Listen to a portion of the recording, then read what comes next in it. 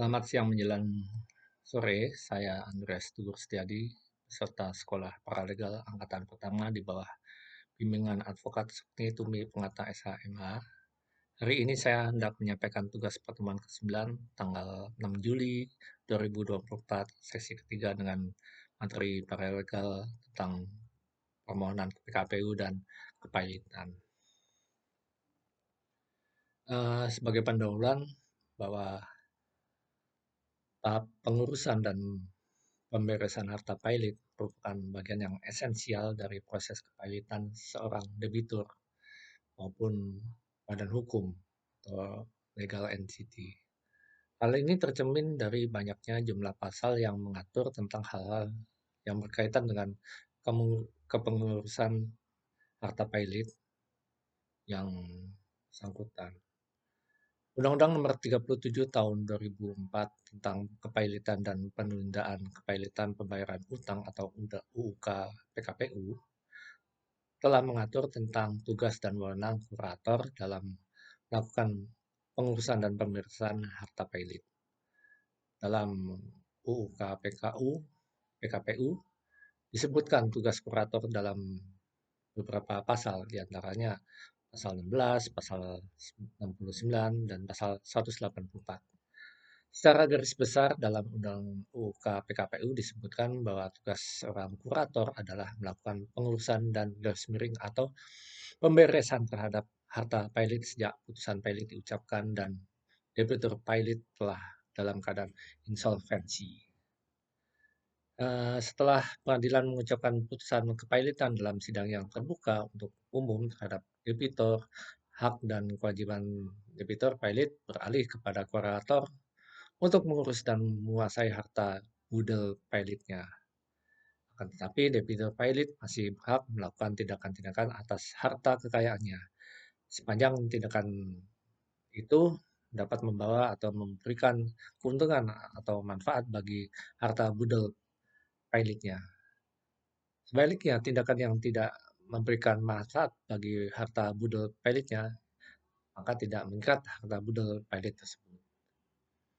Pemeriksaan harta pailit merupakan proses tahapan pasca putusan pengadilan yang harus dilakukan oleh para pihak yang terlibat dalam sengketa kepailitan. Adapun pihak yang diangkat oleh pengadilan untuk membereskan harta debitur pailit di bawah pengawasan hakim, yaitu kurator. Pemeriksaan harta pailit tersebut diantaranya yaitu tindakan menginvestigasi, menjaga, dan memelihara agar harta pailit tidak berkurang dalam jumlah dan nilai. Bahkan jumlah dan nilai tersebut semakin uh, bertambah. Pemberesan adalah sebentuk tindakan kurator terhadap perusahaan harta debitur pailit. Pemeriksaan harta pailit baru dapat dilakukan setelah debitur pailit dalam keadaan mampu membayar setelah adanya putusan pernyataan pailit atau yang disebut dengan istilah insolvensi. Insolvensi sendiri merupakan keadaan di mana suatu perusahaan dalam kondisi aktiva atau harta lebih rendah daripada pasifa kewajiban yang harus dibayar. Konsekuensi dari keadaan tersebut yaitu kurator akan segera membereskan harta pailit. Untuk pemeriksaan harta pailit tidak bisa sembarang karena ada langkah-langkah yang harus dilakukan berdasarkan dengan hukum perundang-undangan yang berlaku. Dan berikut ini adalah langkah-langkah proses kepailitan. Poin 1, melakukan permohonan pailit. Syarat permohonan pailit sudah diatur di dalam Undang-Undang Kepailitan. Poin 2, melakukan rapat verifikasi, yaitu rapat pendaftaran utang piutang. Dalam langkah ini akan dilakukan pendataan jumlah utang dan piutang yang dimiliki oleh debitur. Verifikasi utang merupakan tahapan yang paling penting sebab akan ditentukan urutan pertimbangan hal dari setiap kreditur. Nantinya rapat verifikasi tersebut akan dipimpin oleh hakim pengawas dan dihadiri oleh panitia atau pencatat, lalu debitur yang tidak boleh diwakilkan, kreditur atau kuasanya, dan kurator sebagai pengelola aset yang harus hadir. Poin ketiga, melakukan perdamaian, di mana jika perdamaian diterima maka proses kepailitan akan berakhir. Jika di apa di dalam hal ini tidak ada perdamaian atau tidak diterima, maka akan berlanjut ke proses selanjutnya. Tahapan proses ini yaitu Poin A mengajukan adanya pengajuan usulan perdamaian. Kemudian yang poin B, pengumuman usulan perdamaian. Poin C, rapat pengambilan keputusan. Poin D, sidang homologasi. Poin E, upaya hukum kasasi. Poin F, rehabilitasi. Poin 4, saya lanjutkan kembali ya, homologasi atau akord, yakni permintaan pengesahan oleh pengadilan niaga apabila proses perdamaian diterima. Poin 5, jika tidak ada perdamaian, maka selanjutnya adalah insolvensi, yakni keadaan di mana debitur tidak mampu membayar atau harta yang dimiliki debitur lebih sedikit jumlahnya daripada hutangnya. Poin keenam, kurator melakukan pemeriksaan harta pilot dengan meneruskan usaha debitur atau istilahnya ongoing concern, ataupun dengan melakukan penjualan di muka umum. Poin 7, hasil dari penjualan harta pilot dibagikan kepada kreditur berdasarkan peringkat sesuai dengan peraturan perundang-undangan. Poin 8, langkah berikutnya adalah pembubaran atau likuidasi, yakni penjualan harta kekayaan debitur konkuren setelah dikurangi segala jenis biaya. Poin 9 adalah langkah rehabilitasi, yaitu suatu usaha pemulihan nama baik kreditur, namun dengan catatan jika hak kreditur telah dipenuhi oleh semua debitur. Syarat rehabilitasi itu sendiri adalah telah terjadi perdamaian yang telah terjadi pembayaran utang sebelumnya secara penuh. Poin 10, kepilotan selesai dan berakhir. Sebagai tambahan, pengumuman dan rapat kreditur. Ada langkah pertama yang harus dilakukan oleh kurator setelah adanya putusan pilot, yaitu mengumumkan kepilotan debitur pilot dalam berita negara Republik Indonesia serta dalam sekurang-kurangnya 2 surat kabar harian yang ditetapkan oleh hakim pengawas. Lalu agar untuk diketahui para kreditur dari si pilot tersebut. Selanjutnya, pengumuman kepilotan dalam surat kabar memiliki makna yang sangat strategi oleh karena para kreditur belum tentu mengetahui akan adanya kepilotan dari debiturnya tersebut. Makna pentingnya kreditur mengetahui adanya kepilotan debiturnya adalah untuk pengajuan tagihan serta verifikasi utang. Tugas para legal yang dalam hal ini adalah memastikan adanya pengumuman koran yang mengumumkan hal tersebut. Tanpa adanya pengajuan tagihan dan proses verifikasi utang tersebut, hampir dapat dipastikan kreditur tersebut tidak tercatat sebagai kreditur pilot yang konsekuensinya tidak akan mendapatkan pembagian harta pilot. Lalu pengumuman koran tersebut diumumkan dalam jangka waktu 5 hari sejak keputusan pilot ditetapkan. Hakim pengawas wajib untuk menyampaikan rencana penyelenggaraan rapat kreditur pertama kepada kurator. Kemudian kurator wajib memberitahukan mengenai rapat kreditur pertama kepada para kreditur dengan surat tercatat atau kurir selama-lamanya 5 hari sejak putusan pilot ditetapkan. Nah, tugas paralegal adalah untuk hadir mewakili kliennya dalam rapat kreditur pertama. Lanjut, ketika seorang atau suatu badan usaha dinyatakan valid, maka demi hukum, debitur kehilangan haknya untuk menguasai dan mengurus kekayaannya. Debitur atau pengurus badan hukum dalam pilot juga tidak boleh meninggalkan domisilinya tanpa izin hakim pengawas. Kurator wajib melaksanakan tugas dan wewenangnya seperti melakukan pengumuman, membuat daftar tagihan, dan debitur juga dapat membuat rencana perdamaian. Jika dilihat berdasarkan tahapannya, maka proses setelah putusan pilot dapat dibagi menjadi 2, yaitu proses pengurusan dan proses pemberesan. Baik dalam proses pengurusan dan pemberesan, hukum kepilotan di Indonesia memberikan kemungkinan untuk dapat dilanjutkannya usaha debitur atau yang lazim dikenal dengan istilah ongoing concern.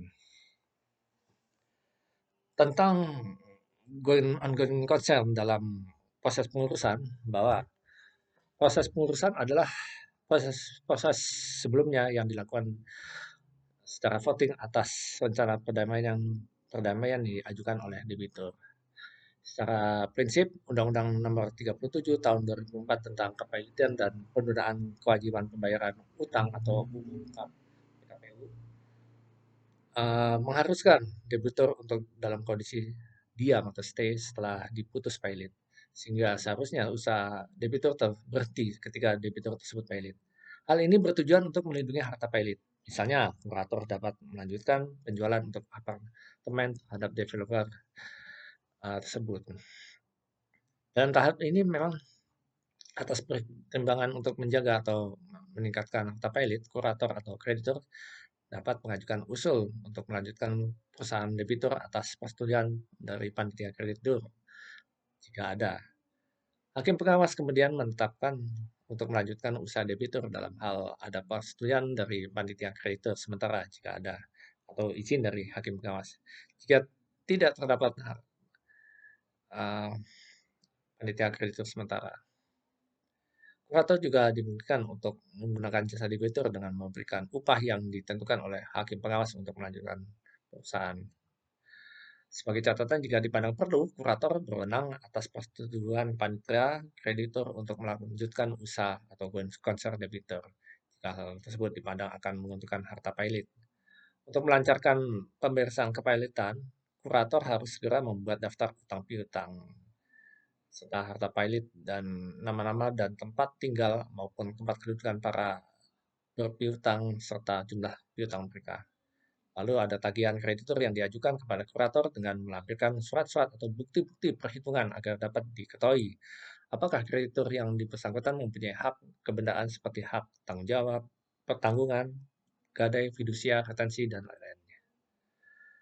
Mengenai uh, ongoing concern setelah keadaan insolvensi, bahwa keadaan insolvensi terjadi apabila dalam rapat pencetakan piutang tidak ditawarkan rencana perdamaian dan rencana perdamaian tidak diterima atau pengesahan perdamaian ditolak berdasarkan putusan yang berkekuatan hukum tetap. Dalam tahap ini, kreditor atau kurator dapat mengajukan usul kepada hakim pengawas untuk melanjutkan usaha debitur pilot. Hakim pengawas kemudian wajib mengadakan rapat paling lambat 14 hari setelah usul tersebut diajukan. Dalam rapat tersebut, kurator wajib mengundang para kreditur untuk hadir dalam rapat. Dalam tahapan ini, persetujuan melanjutkan usaha bergantung pada persetujuan kreditur konkuren yang mewakili lebih dari setengah dari semua piutang yang diakui dan diterima dengan sementara. Sama dengan tahap sebelumnya bahwa kurator dapat menggunakan jasa debitur dengan diberikan upah. Selama PKPU, debitur tanpa persetujuan pengurus PKPU tidak dapat melakukan tindakan kepengurusan atau kepemilikan atas seluruh atau sebagian hartanya. Lalu berdasarkan pasal 240 ayat 1 Undang-Undang Nomor 37 tahun 2004, apabila debitur melakukan tindakan kepengurusan atau kepemilikan atas seluruh atau sebagian hartanya tanpa persetujuan pengurus PKPU, maka hak yang dimiliki oleh pengurus PKPU adalah satu, melakukan segala sesuatu yang diperlukan untuk memastikan bahwa harta debitur tidak dirugikan karena tindakan debitur tersebut. Kedua, menentukan bahwa kewajiban debitur yang dilakukan tanpa mendapatkan persetujuan dari pengurus yang timbul setelah dimulainya PKPU hanya dapat dibebankan kepada harta debitur, sejauh hal tersebut menguntungkan harta debitur. Dengan tercapainya kesepakatan mengenai rencana perdamaian dalam rangka PKPU yang diharapkan oleh para kreditur agar usaha debitur tetap berjalan demi meningkatkan nilai harta kekayaan debitur, yaitu dengan cara mengadakan pinjaman serta memperoleh kredit dari bank. Untuk itu, Undang-Undang Nomor 37 Undang-Undang Nomor 37 Tahun 2004 memberikan kemungkinan dalam hal tersebut melalui pasal 240 ayat 4 yang menyatakan bahwa atas dasar persetujuan yang diberikan oleh debitur dapat melakukan pinjaman dari pihak ketiga sepanjang perolehan pinjaman tersebut bertujuan untuk meningkatkan harta kekayaan debitur. Selama berlangsungnya PKPU, menurut pasal 242 ayat 1 Undang-Undang Nomor 37 Tahun 2004, debitur tidak dapat dipaksa untuk membayar utang-utangnya. Selain itu, semua tindakan eksekusi yang telah dimulai dalam rangka pelunasan utang harus ditangguhkan. Dapat diartikan bahwa keadaan ini berlangsung baik selama PKPU sementara maupun selama PKPU tetap. Ketentuan demikian itu sangat melindungi kepentingan debitur yang bermaksud untuk menunda pembayaran utang yang dimilikannya. Tugas paralegal dalam hal pengurusan aset debitur dalam status PKPU yang pertama adalah inventarisasi aset. dia akan melakukan pencatatan dan identifikasi semua aset yang dimiliki oleh debitur, lalu mengumpulkan dokumen-dokumen terkait kepemilikan dan nilai aset. Kedua, melakukan analisis hukum, membantu melakukan analisis hukum terhadap status kepemilikan aset, mengecek apakah ada sengketa hukum atau klaim pihak ketiga terhadap aset tersebut. Kemudian yang ketiganya berkomunikasi dengan kreditur, yaitu mengkoordinasikan komunikasi secara komunikasi yang baik antara debitur dan krediturnya, lalu menyampaikan informasi terkait kondisi dan nilai aset kepada kreditur. Yang keempatnya penyusunan rencana pembayaran, yaitu membantu debitur dan tim hukum dalam penyusunan rencana pembayaran utang kepada kreditur dan menghitung nilai aset yang bisa dijual atau dijadikan jaminan untuk pembayaran utang. Yang kelima, pelaporan dan administrasi, diantaranya menyiapkan laporan berkala tentang status dan kondisi aset, lalu mengelola administrasi dokumen yang berkaitan dengan pengurusan aset dan proses PKPU. Yang keenam, melakukan pendampingan dalam proses hukum, di antaranya yaitu mendampingi debitur dalam setiap proses hukum yang terkait dengan KPU, termasuk pertemuan dengan pengadilan dan kreditur, lalu membantu dalam penyusunan dan pengajuan dokumen hukum yang diperlukan. Yang ketujuh, melakukan mediasi dan negosiasi, yaitu membantu dalam proses mediasi dan negosiasi antara debitur dan kreditur untuk mencapai kesepakatan yang menguntungkan semua pihak. Eh, Kembalikan menurut pasal 1 Undang-Undang Nomor 37 Tahun 2004 adalah sita umum atas semua kekayaan debitur pilot yang pengurusan dan pemberesannya diatur dalam undang-undang ini. Dalam prosesnya, kekayaan debitur pilot yang diletakkan sita umum tersebut suatu saat akan dilikuidir untuk memenuhi kewajiban kepada para kreditur sesuai ketentuan. Pengertian debitur pilot di sini adalah debitur yang sudah dinyatakan pilot dengan putusan pengadilan. Artinya harus terlebih dahulu ada permohonan pernyataan debitur pilot yang diajukan ke pengadilan negara. Permohonan pernyataan pilot yang diterima oleh pengadilan akan diproses melalui sidang pemeriksaan dan selambat-lambatnya putusan pilot dibacakan 60 hari setelah tanggal pendaftaran permohonan pernyataan pilot. Adapun syarat dalam pengajuan permohonan debitur pilot adalah debitur mempunyai 2 atau lebih kreditur dan tidak membayar lunas sedikitnya satu utang yang telah jatuh tepat waktu dan dapat ditagih baik atas permohonannya sendiri maupun atas permohonan satu atau lebih krediturnya.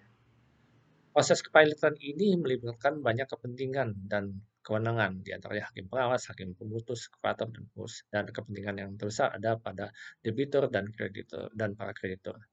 Adanya berbagai kepentingan dan keterlibatan ini kadang-kala menimbulkan konflik atau perselisihan yang harus diselesaikan, khususnya antara kreditur atau debitur dengan kurator dan atau pengurus. Perselisihan ini tentunya harus mendapatkan jalan keluar atau media penyelesaian atau perdamaian. Adapun media penyelesaian atas perselisihan yang dimaksud dalam praktiknya disebut sebagai penyelesaian perkara lain-lain, yang maksudnya adalah merupakan kewenangan pengadilan niaga yang meliputi tempat kedudukan hukum debitur. Penanganan perkara lain-lain tersebut mempergunakan hukum acara yang sama dengan permohonan pilot, di mana dalam pemeriksaan perkaranya sampai tingkat kasasi. Ketika pilot ditetapkan, maka kewenangan berbuat dari debitur pilot terhadap harta kekayaan menjadi sangat terbatas. Kewenangan untuk membereskan dan mengurus harta kekayaannya harus berpindah ke kurator berdasarkan putusan dari hakim pemutus.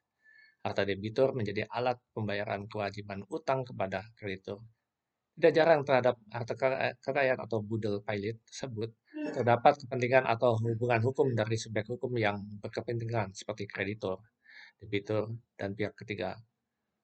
Hubungan hukum dapat diartikan sebagai asas hak, di mana setiap orang yang berkepentingan dapat mengajukan keberatan atau gugatan.